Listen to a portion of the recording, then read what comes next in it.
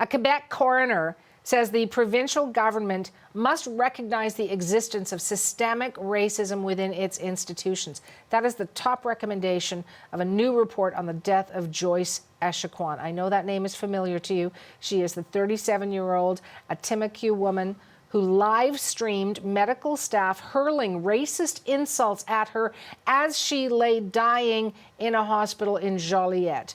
Just 2 days ago, her family and supporters held a public vigil to mark the one-year anniversary of her death from pulmonary edema. A 3-week inquest wrapped up in June. For more, I'm joined by Radio-Canada reporter Alex Boissonneau in Quebec City. And Alex, I understand the coroner goes so far as to say racism played a role in Joyce Echaquan's death. What's in her report? That's her conclusion. Actually, she talked with 44 witnesses. There was some contradiction in what these people said, but her conclusion is that this death could have been avoided. Racism played a part in what happened.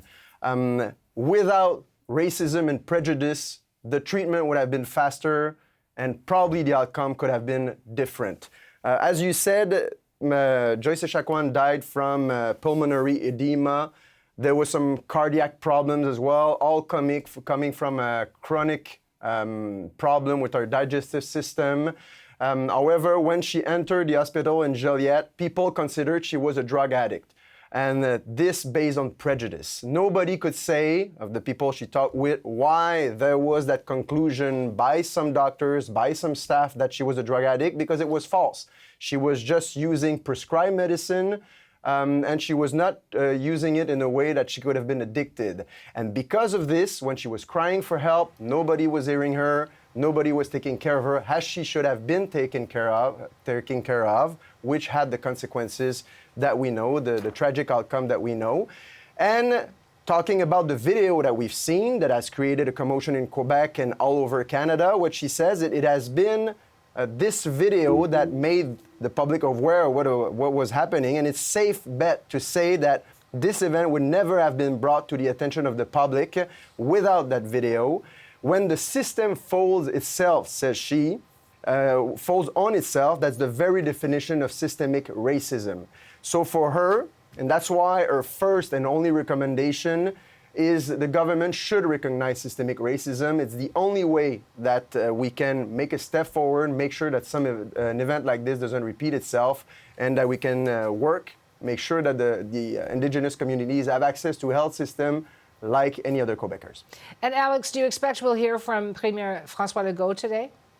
Well, we have to say that this report was supposed to be published on Tuesday. So what they've been telling us is that the Premier's reaction is going to come on Tuesday. Same thing for the Minister responsible of Indigenous Affairs, Yann Lafrenière.